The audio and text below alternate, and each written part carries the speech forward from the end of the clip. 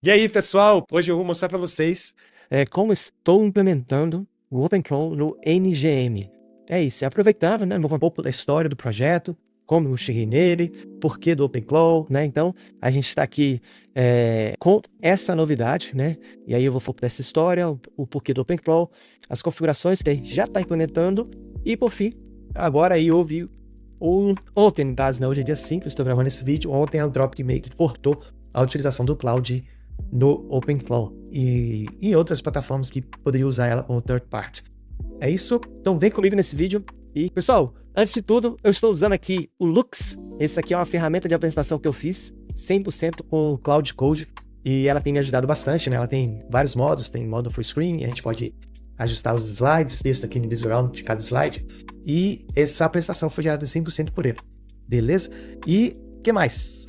Quem sou eu, né? Eu sou o Vitor, para quem não me conhece, sou programador há mais de 10 anos, né? Eu trabalho, já trabalhei em vários projetos, tanto projetos pessoais como projetos de outras empresas, e atualmente eu estou aí prestando serviço ali, trabalhando no MGM há quase 3 anos, né? Quando eu cheguei no MGM, na época, a gente tinha histórico em um repositório em PHP, onde esse repositório inicialmente enviava algumas exceções para o Bubble, e depois a gente resolveu mudar esse repositório para Node.js, né? Porque a gente tinha um bot que funcionava em JavaScript, repositório que funcionava em PHP. A gente queria unificar tudo isso para ficar tudo em Node, né? Então, a gente passou aí, esse repositório de PHP era na época do André, que era o ex-sócio do Bruno, que é o Bruno Akamoto, que é o dono aí do MGM, e é o cara aí hoje em dia do OpenClaw na internet. Não sei se vocês já viram, mas o Bruno tá arrebentando aí com o OpenClaw, e por isso, um dos motivos que estamos agora aqui fazendo esse vídeo para mostrar essa implementação do OpenClaw no NGM.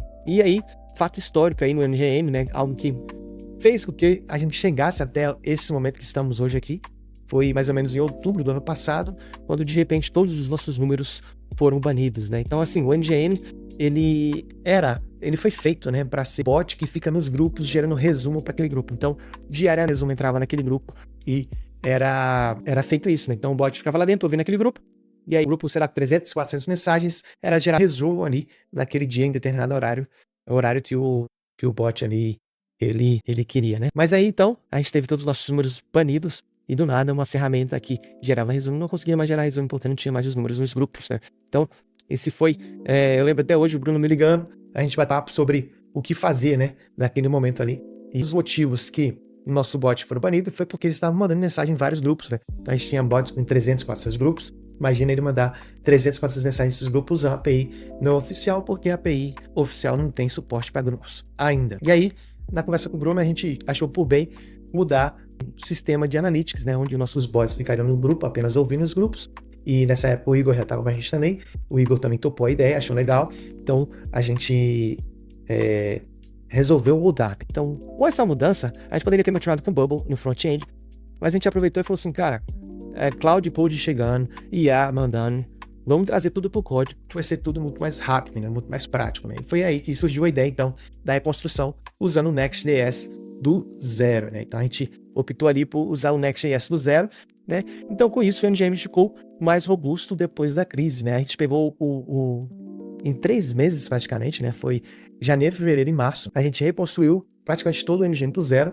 Ainda não tá 100%, confesso, né? Mas ali a gente tá fazendo os últimos ajustes e já com certeza temos vários clientes rodando, mas aí a gente deu essa evoluída aí para o Next.js e hoje em dia a gente tá todo no código, né, de não ser, né, todo 100% no código. E aí o porquê do OpenClaw, né? Então, o OpenClaw, para quem não conhece, né, o agente autônomo pessoal, né?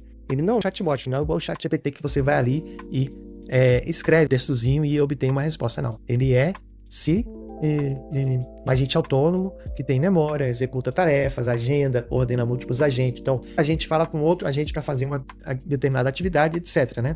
Então, o Bruno Akamoto, dono do MGM, ele lançou o curso de OpenClaw. Foi daí que a gente começou a se especializar em OpenClaw aqui dentro da empresa, né? Então, ele é um framework open source, né? Ele já tem no GitHub mais de 240 mil stars, né? Ou seja, é um repositório que tá bombando. Ele tem memória própria, então multi-agente, etc. Então, é algo que tá surpreendendo para quem já utiliza, pode confirmar isso aí para mim, né? Então, o que a gente tinha antes, né? Então, o Bruno, ele foi o pioneiro, assim, né? Da nossa bolha, digamos assim, a utilizar o OpenClaw. Ele criou lá a Amora, né? que hoje em dia gerencia tudo para ele, né? Então, o que tinha antes era várias coisas manuais que a gente fazia, relatórios que eu fazia na mão pro Bruno, que o Igor mandava na mão para ele. Respostas demoradas. Hoje em dia, a Amora, ela monitora os 2 SaaS que o Bruno tem, tanto o MGM como o Métricas AI, que é novo, né, recém-construído por ele, e monitora as redes sociais do Bruno todas, então ela sabe quanto ele tá tendo de views, tudo que ele tá. Então, assim, suporte melhorou praticamente 100% no curso que ele lançou do OpenClaw. Ele criou o OpenClawzinho, que é a gente OpenClaw, que fica ali ouvindo o grupo e respondendo a galera que marca ele. Todo tipo de perguntas e detalhe. Ele pega essas respostas, ele se auto-atualiza e ele gera conteúdos para o FAQ do site. Então, assim, ele vai se retroalimentando. E aí também ele monitora hoje uma comunidade com mais de 20 mil membros no Cifo, que é a comunidade da comunidade MicroSaaS, né? Que tá o Cifo, gratuita, a quem quiser acessar. E ele tem mais de 20 mil membros lá dentro dessa comunidade que ele monitora via Amora. A Amora é o OpenClaw dele, que fica lá verificando o que tá rolando no site, o que tá tendo de informação nova e etc. Mas e aí, né? Então, como é a estrutura do OpenClaw, né? Então, o OpenClaw, ele tem uma estrutura pré-formatada, que logo quando você implementa, ele já vai te ajudar a você formatar essa estrutura, né? Ele tem lá o solo personalizado, o user personalizado, os agentes personalizados, Hashbit. Isso é uma ferramenta top que o OpenClaw desenvolveu, assim, não vi ainda em outro lugar. É como se fosse uma cron mais simples, né? Então, não precisa rodar no servidor, né? Então, o OpenClaw direto acessa aqui os dados e gera informações que ele precisa gerar. A agenda de tarefas, né? Como se fosse uma agenda de tarefas, né? Tem uma memória que vai sendo retroalimentada dele mesmo, né? E é isso, né? Então, nesse momento aqui, eu queria abrir aqui o Telegram para vocês tentar mostrar alguma coisa, né? Do que a gente tem. Então, aqui já tem a primeira conversa que eu pedi aqui para ele mostrar o Soul, né? Então ele já tem aqui o Soul bem detalhado, né? Ele é o Oreo, a gente está chamando ele dentro do NGM como Oreo, né? A gente pediu para ele sempre ser direto, ele tem opinião própria, ele valida e questiona. Então, se ele pegar algum dado que ele buscou, que ele viu que não está de acordo com o que ele quer, ele faz essa validação, a gente botou um de voz dele acessível, né? Ele pode participar aqui desse grupo, que a gente está aqui no Telegram, aqui nesse grupo está eu, o Bruno e ele, inicialmente, porque a gente está só configurando o bot. A intenção é que essa configuração torne todos os membros da equipe, né? O Igor, o Daniel, eles entrem aqui e participem também, trocando informações junto com o Oreo, para que essas informações se retroalimentem, para que quando ele for no repositório do MGM, ele consiga analisar todas as informações necessárias, né? Então esse é o Soul. Eu vou pedir ele aqui para me mostrar, para ele fazer consegue, ele faz resolve dos pense pontos do users. Então eu vou pedir aqui sobre os users para não ouvir e não se estender muito. Mas é mais ou menos como a gente tem feito aqui a configuração dele. Então, o user, basicamente, a quem ele está atendendo, né? Então, aqui estão os principais pontos do user. Então, ele está lá, a empresa MyBootmetrics, que é nossa, SaaS B2B, são as principais informações que a gente passa para ele e alimenta ele. O estágio atual, produto validado, a gente tem clientes, já tem o MRR rodando. O problema atual para resolver, né? Dar visibilidade a centenas de grupos. Então, assim, são muitos grupos, muitos dados que a gente tem que dar, né? E entregar o analytics perfeito, alerta. E a Copilot, tudo aqui é muita coisa, já tem, ele já tem os dados dos repositórios do MGM, né? Já tem aqui o time, o papel de cada, já tem as regras de contexto, as coisas mais importantes. Então, a gente quer que ele no futuro, ele acesse, né? A gente quer que no futuro ele acesse o nosso repositório, todos os nossos merges, que ele tenha essa visibilidade, entendeu? Então, aqui é uma outra apresentação, não é a apresentação que eu quero agora. Então, é isso. Então, como eu falei, o Soul, ele dá a personalidade nos tons, né? Esse pra ficar mais destacado. O Soul, ele dá a personalidade, tons e valores. O user é quem é você. No nosso caso, como agente pessoal, no nosso caso é uma empresa, a gente está transformando ele a gente empresa, né? Os agentes aí sim são os agentes que vão trabalhar internamente dele lá, com os workflows, procedimentos. A gente não chegou ainda a aprofundar muito nesse ponto. Hashbit, como eu falei, são tarefas agendadas. É como se fosse uma cron em texto, como tá aqui. Não é uma cron que vai rodar de 5 minutos lá no servidor, mas é uma cron gerada por texto, né? As tools são ferramentas que a gente vai implementar e a memória vai dando sempre essa recursividade, né? E vai sempre atualizando essa memória para que ele sempre saiba o que estamos fazendo e tenha histórico dessa memória, né? Então, nosso próximo passo aqui é o OpenClaw do NGM, né? Então, o que a gente quer, né? Para o OpenClaw. O OpenClaw do NGM, ele é 100% interno. Inicialmente a gente não vai usar no público externo, né? Ele vai monitorar as tasks dos devs, né? As nossas nests, as métricas de acesso, autonomia, automatizar eggs. E essa parte aqui é muito legal. Se tudo der certo, eu vou fazer esse vídeo só dessa parte, dessa automação. E acompanhar os MRRs, né? Que é o quanto tem de recorrência de ganho mensal, né? E as ferramentas de equipe, né? Como Notion. A gente está implementando hoje as tasks todas dentro do próprio NGM, inclusive o próprio Igor, que é o nosso Product Manager, está fazendo isso, usando o Cloud, vai codando meio junto com o Cloud ali. Então é isso que a gente está querendo, né? Acompanhar, ter essa visão geral, porque se fosse pro Bro acompanhar tudo isso, né? Todos os trabalhos que a gente já tem, todas as coisas que a gente já tem, acessando o dashboard, olhando aí vai pro dashboard da Meta para ver os ads, vai pro dashboard do MGM para ver os dados de clientes, vai pro dashboard, não sei das...